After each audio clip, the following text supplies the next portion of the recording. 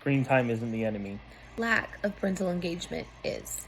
I think we both came from very different backgrounds. I came from absolutely no TV except for maybe when we were sick to more, and so we're trying to find that balance between the two. And it is. It's being with your kids. It's knowing what they're watching. It's being able to talk to them about it and interact with them, and yeah, watching it with them and just using it.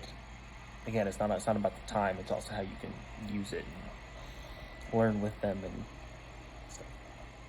Yeah, it's true. I mean, I don't think we weren't constantly in front of screens. We weren't constantly given stuff. Because again, I didn't have a smartphone until like high school. I paid for my first iPhone. Um, we were that weird in between generation of when we started to get technology and things, and so our kids are growing up with so many technological advancements, and I'm not just gonna put something on that I've never heard of or don't know about and walk away. And the biggest thing really for us is anything really made in 2020 and maybe before, I would say more just like our guideline of like 2020 I mean, that's and the big later one, yeah. is questioned. Sometimes I question, like I said a little bit earlier, unless I've personally seen it. Um, but again, there's things that we do trust because we know where um, the shows stand or the creators that made it stand, and that's important for us in our household as well.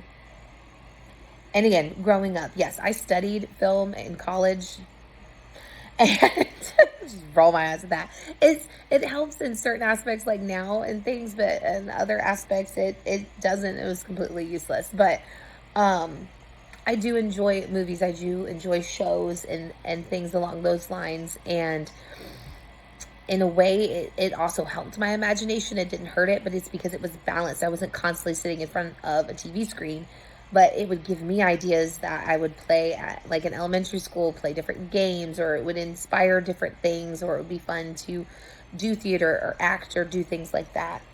And it's just fun sometimes to watch our kids do the same thing, but not become so obsessed that they can't function without a show. That's where it gets unhealthy. Yeah, it's going to be weird just because there's going to be more and more screens and more entertainment in the future. It's not going away. No. So you got to teach your kids how to cope with it and deal with it and use it in a healthy way. And it's not one, you're not using it as the parent, like, oh, just go watch a show or like do whatever. And Right.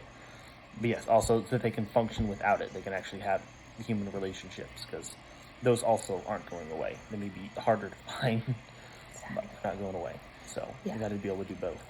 I mean, hopefully, our generation waking up to things, the whole exposure to the good things of social media, but also the downsides of too much media, whether it's television shows or, again, yes, social media. And I think a lot of us are waking up and just seeing this isn't all that it's cracked up to be. There needs to be a balance because there is an importance to knowing and not being behind, where then you have no idea what your kids are going to encounter.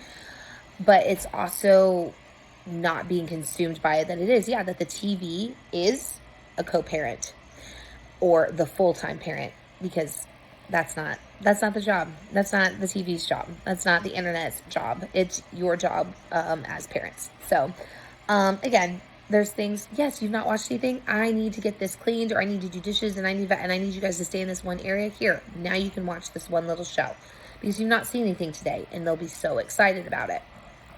And then I can then get the task done. And it's moments like that. It's balance. Yep, it's like everything. It's balance.